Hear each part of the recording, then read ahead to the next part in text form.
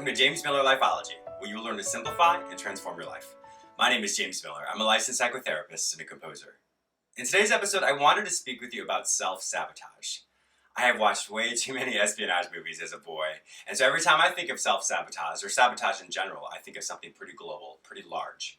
But self-sabotage is something we do every day. Almost every moment of our life, if we're not aware of it, we will set ourselves up for failure. So self-sabotage just essentially means doing something or engaging in a behavior or thought pattern which derails you from the direction you're supposed to go. And it can be something very global for yourself or something very small.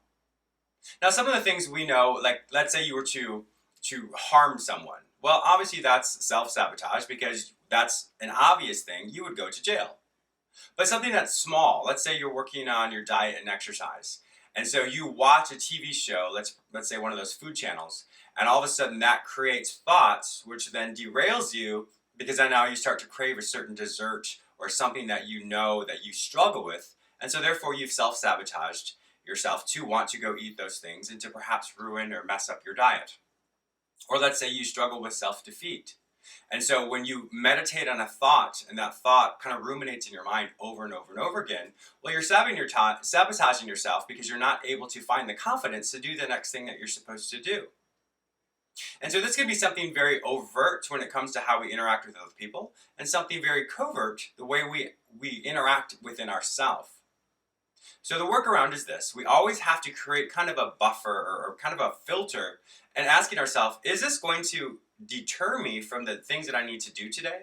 Is this going to cause me to feel less than? Is this going to cause me to feel kind of worthless or put me in a position where it doesn't encourage me, where it doesn't move me forward in the direction that I'm supposed to go in life?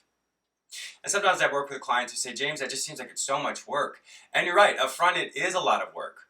But when you can assimilate this or internalize creating these buffers so that you aren't going to move yourself in a direction that's going to kind of derail you, then after a while it just becomes second nature. It becomes habit, and you don't have to be so conscious about it.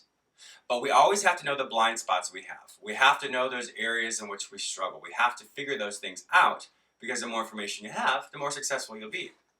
So I would really challenge you today, when you are going through your day, if you're finding that you're doing certain things or engaging in behaviors that, when you think about it, are self-sabotage or are kind of derailing you from the direction the healthy direction your life is supposed to go that day, then I would cause you to, or ask you to really rethink that and to make sure that you can either be consciously aware of doing something different or not thinking on those certain thoughts. Thank you so much for watching James Miller Lifeology. If you've not yet subscribed to the channel, please do so. If you didn't get a chance to listen to yesterday's radio show, you may go to my website, jamesmillerlifeology.com, or you can subscribe to it on iTunes podcasts. It's called James Miller Lifeology. Have an amazing day, and I'll talk to you tomorrow. Bye-bye.